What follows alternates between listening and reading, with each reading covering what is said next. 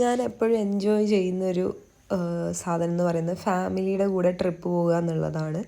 അപ്പോൾ എൻ്റെ ഫാമിലി മാത്രമല്ല, ഞാനും കസിൻസും നമ്മൾ രണ്ട് ഫാമിലിയും കൂടി ട്രിപ്പ് പോകുന്നത് എനിക്ക് ഭയങ്കര ഇഷ്ടമാണ്. ബിക്കോസ് അവിടെ ഫുൾ ഫ്രീഡമാണ്. നമ്മളെ സംസാരം, നമ്മളെ 100% അല്ലെങ്കിൽ പ്യുവർ കംഫർട്ട് സോണാണ് ഈ രണ്ട് ഫാമിലി എന്ന് പറയുന്നത്. അപ്പോൾ നമ്മളവിടെ ചിലപ്പോൾ കുടുംബകാര്യങ്ങളൊക്കെ ആയിരിക്കും സംസാരിക്കുക, ചെവി പൊട്ടുന്ന രീതിയിൽ വർത്താനമായിരിക്കും.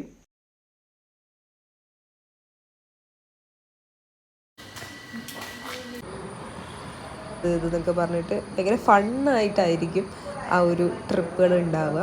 കുറേ കാലത്തിന് ശേഷം ഞങ്ങൾ പിന്നെയും ഇത് ഞങ്ങളുടെ രണ്ടാമത്തെയോ മൂന്നാമത്തെയോ ഫാമിലി ട്രിപ്പാണ് കേട്ടോ.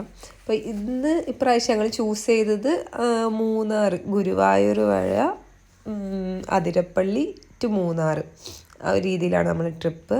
അപ്പം അതിൽ ഫസ്റ്റ് ഞങ്ങൾ ഗുരുവായൂരൊക്കെ ഈവനിങ് പോയി വിസിറ്റ് ചെയ്തു. രാത്രി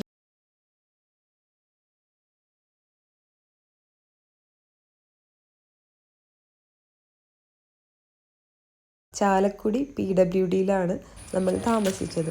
അപ്പം ഞാൻ ഹോട്ടൽസിലൊക്കെ താമസിച്ചിട്ടുണ്ട് പെർ ഡേ 1000 സംതിങ് റേറ്റിന്. പക്ഷേ ഇവിടെ എനിക്ക് ഭയങ്കര അഫോർഡബിളായിട്ട് തോന്നി. ഒന്നാമത് നമ്മൾ ഇത്രയും ആൾക്കാരുണ്ട്, 8 ആൾക്കാരുണ്ട്. അപ്പം നമുക്ക് എല്ലാവർക്കും കൂടി ഒരു ഡോർമെട്രി കിട്ടി, ഒരു 10 ബെഡുള്ളൊരു ഡോർമെട്രി കിട്ടി. ആ ഡോർമെട്രിയാണ് അത്യാവശ്യം നല്ല സൗകര്യമുള്ള ഡോർമെട്രി. അതിനെപ്പറ്റി ഞാൻ പറയാം. ഫസ്റ്റ് അതിൻ്റെ ഔട്ട്സൈഡ് വ്യൂ എന്ന് പറയുന്നത് അതാണ് പൊളി. ഇത്രയും വിശാലമായിട്ടുള്ള പാർക്കിംഗ് സൗകര്യമുണ്ട്, ഗ്രൗണ്ട് മുന്നിൽ തന്നെ ഉണ്ട്. ആൻഡ് ഇവിടെ വന്ന് താമസിക്കുമ്പോൾ നമുക്കൊരു തറവാട്ടിൽ വന്ന് താമസിക്കുന്ന പോലത്തെ ഒരു ഫീലാണ് കേട്ടോ. ആൻഡ് ഇത് ഭയങ്കര നീറ്റ് ആൻഡ് ക്ലീൻ ആയിട്ട് അവർ വെച്ചിട്ടുണ്ടെന്നുള്ള ആണ് വേറൊരു കാര്യം. ഭയങ്കര ഫോട്ടോ എസ്തെറ്റിക്സ് ഒക്കെ ഉള്ള ഒരു സ്ഥലമായിരുന്നു ഞങ്ങൾ ഈ താമസിച്ച PWD ചാലക്കുടി ഉള്ളത്. ഞങ്ങൾ അവിടുന്ന് കുറേ ഫോട്ടോസൊക്കെ എടുത്തു.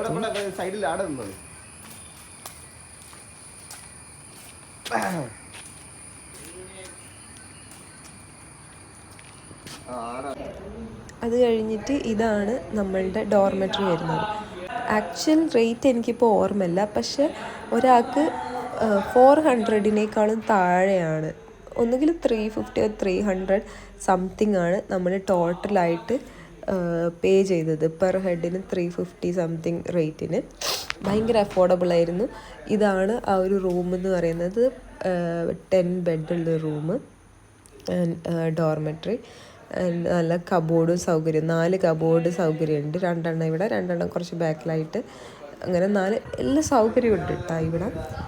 പിന്നെ ബാത്റൂം എന്ന് പറയുന്നത് ഒരു 3 ബാത്റൂമും ഉണ്ട്.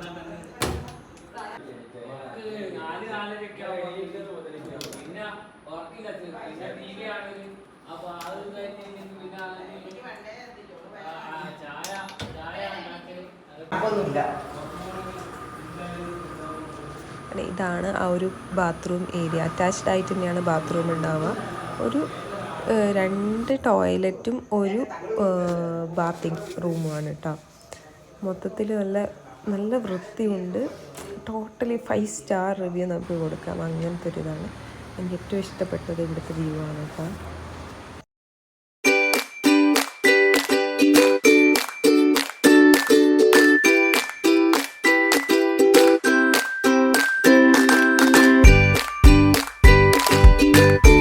അത് കഴിഞ്ഞ് നമ്മളവിടെ റിലാക്സ് ചെയ്ത് ഫുഡൊക്കെ, ബ്രേക്ക്ഫാസ്റ്റ് ഒന്നും അവിടെ നിന്ന് കിട്ടില്ല, പുറത്ത് പോയിട്ട് കഴിച്ചു. കുറച്ച് റിലാക്സ് ചെയ്തിരുന്നു. എൻ്റെ അച്ഛൻ പണ്ടത്തെ അച്ഛൻ്റെ സ്റ്റോറീസൊക്കെ പറയുമായിരുന്നു. അത് നല്ല അടിപൊളിയൊരു സെഷനായിരുന്നു കേട്ടോ. സ്റ്റോറീസൊക്കെ കേൾക്കുക എന്ന് പറയുന്നത്. അച്ഛൻ ഒരു ഫോറസ്റ്റ് റേഞ്ചറായിരുന്നു. അപ്പം ആ ഒരു ടൈമിൽ ഇത്തരം സ്റ്റോറി, ആദിവാസികൾക്ക് അതിൻ്റെയൊക്കെ സ്റ്റോറീസാണ്. ഇങ്ങനെ സിനിമാ നടന്മാരെ പേരാട്ടത് ഇത് ഇവന് പറയാൻ പറ്റിയില്ല, ഇവന്റെ മനസ്സിൽ കിട്ടില്ല. ഞാൻ ചോദിക്കും എന്റെ മോന്റെ പേരെന്താ, ഞങ്ങൾ കളി ഇതാക്കാൻ വേണ്ടിയിട്ട് രസത്തിന് ഇങ്ങനെ പോകും. ഇവിടുത്തെ എന്റെ മൂത്ത മോന്റെ പേരെന്തായാലും, മോന്റെ പേര് മറ്റേ മറ്റപ്പള്ളി ഓളെ പേര് വിളിച്ചു പറഞ്ഞു, എടി മോന്റെ പേരെന്തായാലും. അപ്പം പറയും, ഓള് പറയും എന്ന് പറയും. ഇവനെ എന്താ കേട്ടുള്ളൂ, വെളുത്ത കറുത്ത, എനിക്കൊരു പേരുണ്ട്. അതാണ് വെളുത്ത കറുത്തത്. മറ്റേ അത് ഓർമ്മ ഓർമ്മ നിൽക്കില്ല ഈ നമ്മളെ ഈ വാക്കുകൾ പേരുകൾ ആളെ പേര്. അങ്ങനെ PWDന്ന് നമ്മൾ നേരെ അതിരപ്പള്ളിക്ക് വിട്ടു. അതിരപ്പള്ളിക്ക് പോകുന്ന റൂട്ടാണ് കേട്ടത്. നമുക്കൊരു ഡേ നമ്മളെ ഭയങ്കര സ്ട്രെസ്ഫുൾ വർക്കെന്നോ അല്ലെങ്കിൽ സിറ്റി ലൈഫ് എന്നൊക്കെ ഒരു ബ്രേക്ക് എടുത്ത് പോകണമെന്ന് തോന്നുകയാണെങ്കിൽ വേറെ ഒന്നും ചിന്തിക്കേണ്ട. നമുക്ക് കുറച്ച് ഗ്രീനറി അതൊക്കെയാണ് വേണ്ടതെങ്കിൽ വേറൊരു ഓപ്ഷൻസിനെ പറ്റി ചിന്തിക്കേണ്ട. അതിരപ്പള്ളി കോമൺ ആയിട്ട് കേൾക്കുന്ന ഒരു പേരാണ്, പക്ഷേ ഇറ്റ്സ് വർത്ത് വാച്ചിങ് കേട്ടോ. പോകുന്ന വഴിക്ക് നമ്മൾ നല്ലൊരു അടിപൊളി പുഴയാണോ അല്ല വേറെ എന്തെങ്കിലും ആണോ അതിൻ്റെ പേരെന്നറിയില്ല. അപ്പോൾ അവിടെ കിട്ടി, അവിടെ നല്ല അടിപൊളി വ്യൂ ആയിരുന്നു. അപ്പോൾ അവിടെ ഇരുന്ന് കുറച്ച് റിലാക്സ് ചെയ്തു. എന്നിട്ട് നേരെ അതിരപ്പള്ളിക്ക് വിട്ടു. ഇതാണ് അതിരപ്പള്ളിയുടെ എൻട്രൻസ് എന്ന് പറയുന്നത്. പക്ഷെ ഞാൻ പറയാലോ, ഇത് വർത്ത് വാച്ചിങ് ആണ്, മിസ് ചെയ്യാൻ പാടില്ല. കേരളത്തിലാണെങ്കിൽ നിങ്ങൾ എപ്പോഴെങ്കിലും ഫാമിലി ആയിട്ട് ട്രിപ്പ് പോകുന്നുണ്ടെങ്കിൽ ഡെഫിനറ്റ്ലി വിസിറ്റ് ചെയ്യേണ്ട ഒരു സ്ഥലമാണിത്.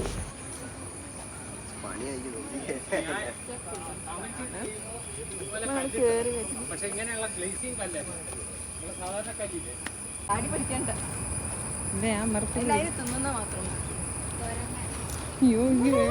കവർ കണ്ടിട്ട് ഇനി പിടിക്കുക.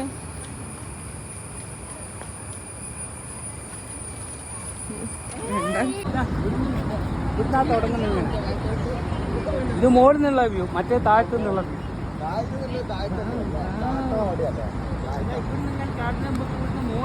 ഇങ്ങനെ നടന്നു പോകും. മറ്റേത് അവിടുന്ന് താഴെ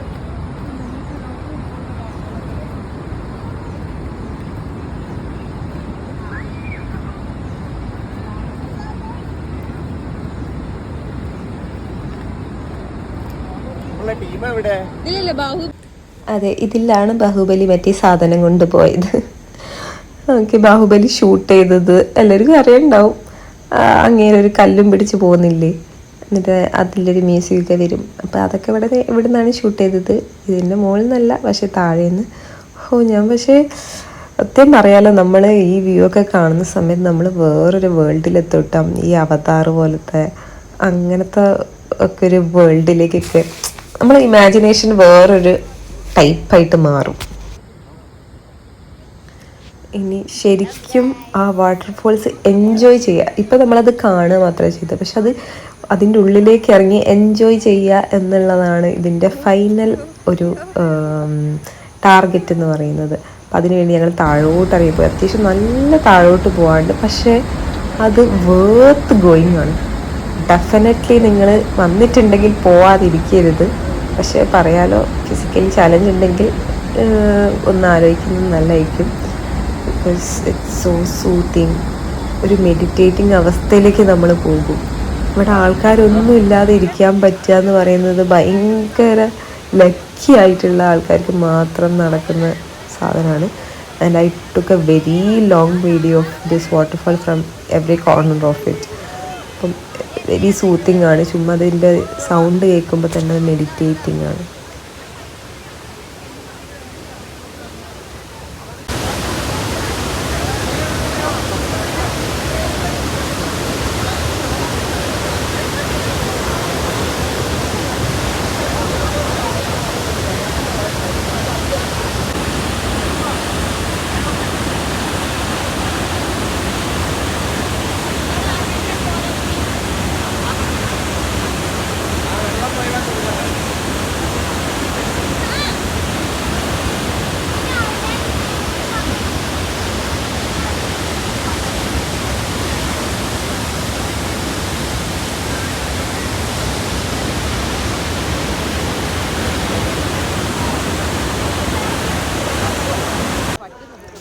സോ അത് കഴിഞ്ഞ് നമ്മൾ ഇറങ്ങുന്ന സമയത്ത് അവിടെ കുറച്ച് ഫോറസ്റ്റ് ഉദ്യോഗസ്ഥരൊക്കെ ഉണ്ടായിരുന്നു. അപ്പം അച്ഛൻ അവരോട് ഇങ്ങനെ അവിടുത്തെ കാര്യങ്ങളും ഒക്കെ വിശേഷങ്ങളൊക്കെ തിരക്കുകയാണ്.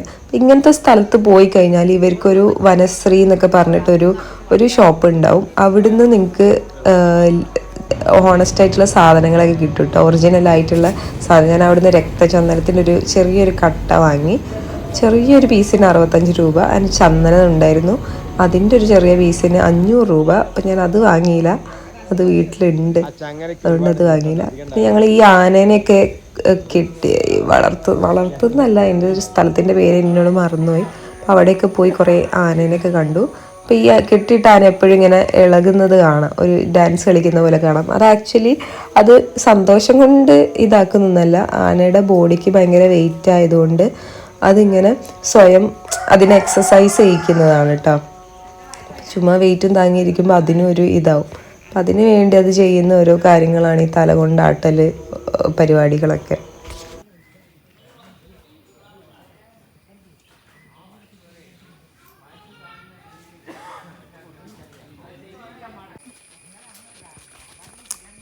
ഇവിടെയൊക്കെ വിസിറ്റ് ചെയ്തതിനു ശേഷം ഞങ്ങൾ നേരെ വിട്ടത് മൂന്നാറിലേക്കാണ്. അത് സെക്കൻഡ് പാർട്ടിൽ.